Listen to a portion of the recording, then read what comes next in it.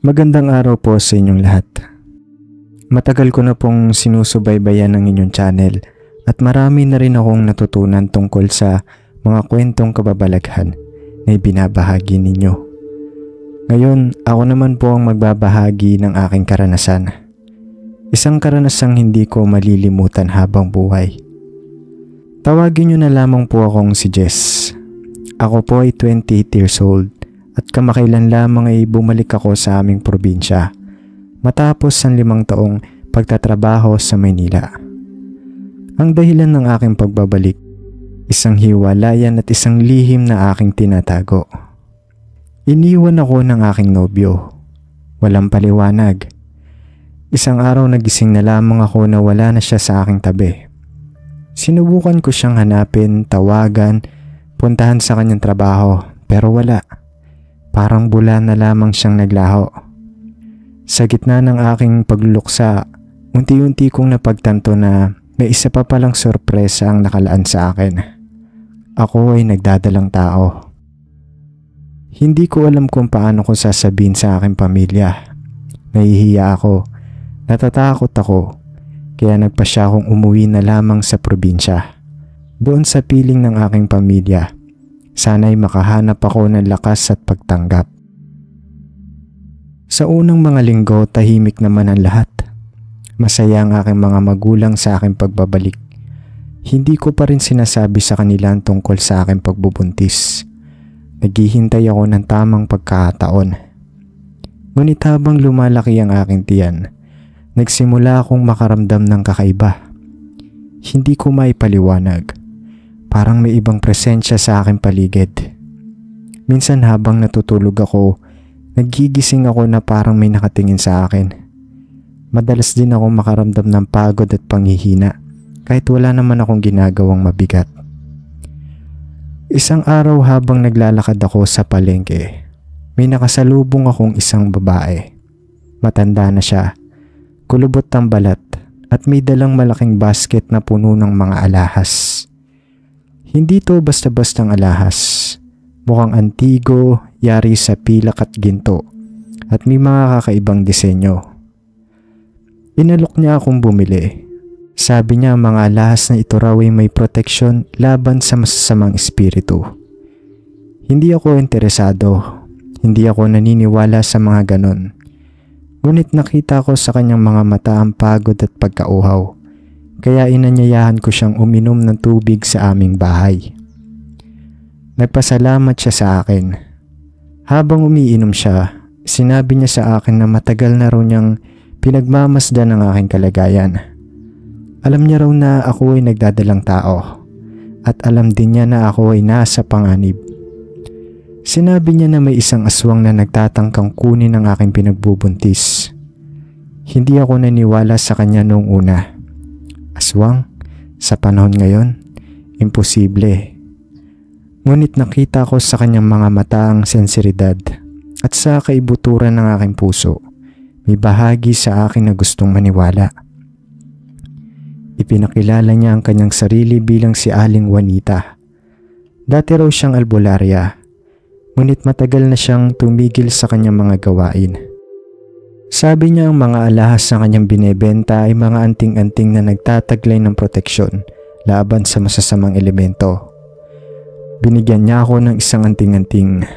Ito ay isang maliit na supot na yari sa pulang tela. Sa loob nito ay may lamang asin, bawang, luya at isang maliit na krus. Sinabi niya na dapat ko raw itong dalhin sa lahat ng oras. Dapat ko rin daw itong ilagay sa ilalim ng aking unan tuwing ako ay matutulog. Pagka-uwi ko sa bahay, sinunod ko ang lahat ng sinabi ni Aling Juanita. Hindi ko alam kung bakit, pero pakiramdam ko ay ligtas ako kapag hawak ko ang anting-anting. Sa mga sumunod na araw, mas naging alerto ako sa aking paligid. Sinusubukan kong alamin kung sino ang aswang na sinasabi ni Aling Juanita. Tinitignan ko ang mga aking kapitbahay, ang mga taong nakakasalubong ko sa palengke, ang mga taong nakikita ko sa simbahan. Lahat sila ay pinaghihinalaan ko. Isang gabi habang natutulog ako, nagising ako sa isang kakaibang ingay. Parang may kumakaluskos sa aking bintana. Dahan-dahan akong bumangon at sumilip sa labas. Nakita ko ang isang anino na gumagalaw sa dilim.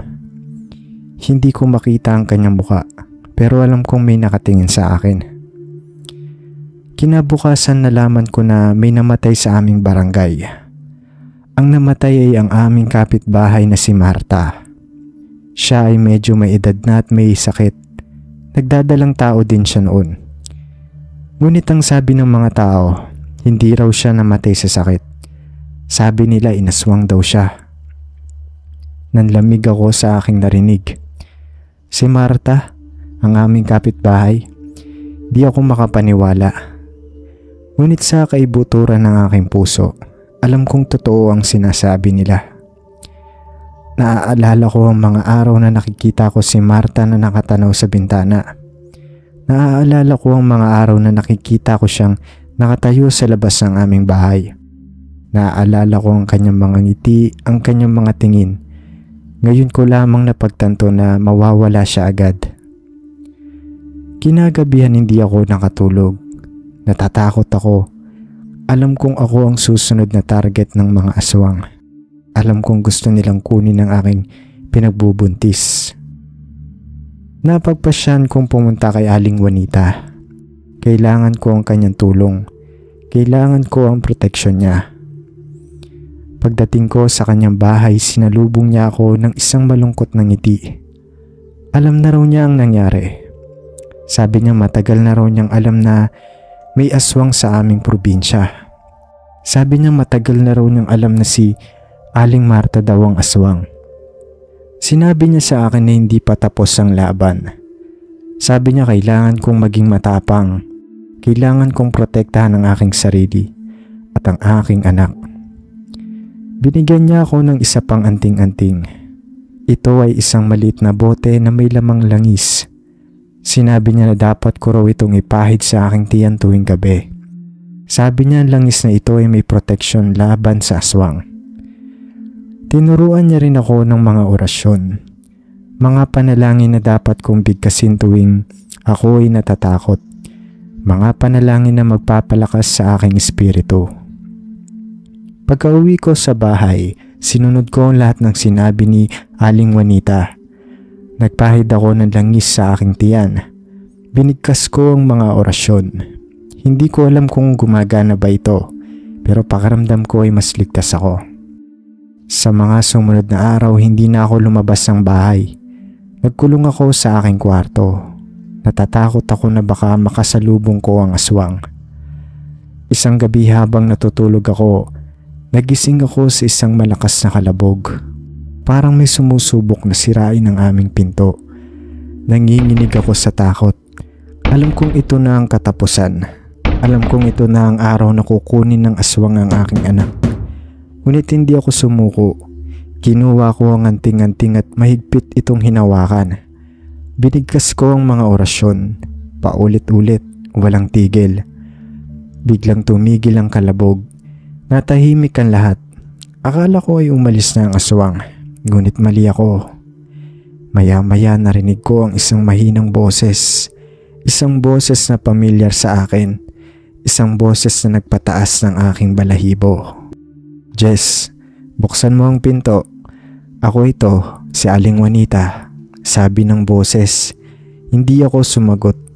Alam kong hindi si Aling Juanita ang nagsasalita. Alam kong ang aswang ang nasa likod ng pinto. Huwag kang matakot, kaibigan mo ko. Gusto ko lang makita ang iyong anak. Sabi pa ng boses. Hindi pa rin ako sumagot. Mas lalo kong hinigpitan ang hawak sa anting-anting. Mas lalo kong pinabilis ang pagbigkas sa mga orasyon. Biglang sumigaw ang boses. Isang sigaw na punong-puno ng galit at poot. Bubuksan mo ang pinto o sisirain ko ito. Sigaw ng boses. Hindi ako natinag. Alam kong kung bubuksan ko ang pinto, katapusan ko na. Maya-maya nagsimulang sumira ang aswang sa pinto. Malakas ang kanyang kalmot. Ramdam ko ang panginginig ng aming bahay. Alam kong hindi ko kayang pigilan ng aswang. Ngunit hindi ako susuko. Lalaban ako hanggang sa huli. Kinuha ko ang isang kutsilyo sa kusina. Ito ang tanging sandata na meron ako. Nang tuluyan ng masira ng aswang ang pinto, handa na akong lumaban. Nakatayo ako sa gitna ng aking kwarto, hawak ang kutsilyo at naghihintay sa kanyang pagdating. Pumasok ang aswang sa aking kwarto. Nakita ko ang kanyang tunay na anyo. Isang nilalang na nakakatakot at kasuklap-suklam. Meron siyang mahahabang kuko, matutulis na ngipin at pulang-pula na mga mata. Tumalon siya sa akin. Sinubukan kong umiwas, ngunit huli na. Nasugatan niya ako sa aking braso. Napasigaw ako sa sakit, ngunit hindi ako sumuko. Sinaksak ko ang aswang gamit ang kutsilyo. Umungol ang aswang sa sakit. Bumagsak siya sa sahig, ngunit hindi pa siya patay. Sinubukan niyang tumayo, ngunit pinigilan ko siya. Sinaksak ko siya ulit at ulit-ulit. Hanggang sa tuluyan na siyang bumagsak at hindi na gumalaw. Nang mawala na ang aswang, bumagsak ako sa sahig. Pagod na pagod ako, sugatan ako, ngunit buhay ako at ligtas ang aking anak. Kinabukasan dumating si Aling Juanita. Nakita niya ang nangyari. Ngumiti siya sa akin. Sabi niya, ipinagmamalaki niya ako. Sabi niya na patunayan ko raw na malakas ako at may paninindigan. Simula noon hindi na bumalik ang aswang. Nagpatuloy ako sa aking buhay. Ipinanganak ko ang aking anak. Pinalaki ko siya ng may pagmamahal at proteksyon. Ngayon gusto kong ibahagi ang aking kwento sa inyo. Gusto kong malaman ng mga tao na may aswang. Gusto kong malaman ng mga tao na may mga nilalang na nagtatago sa dilim. Naghihintay ng pagkakataon para sumalakay sa ating kahinaan. Ngunit gusto ko rin malaman ng mga tao na hindi tayo dapat matakot. Meron tayong lakas sa ating sarili. Meron tayong pananampalataya. At kung magtutulungan tayo, kaya nating labanan ng anumang kasamaan. Maraming salamat po sa inyong oras. Sana'y nakapagbigay ako ng aral sa inyo. Lubos na gumagalang, Jess.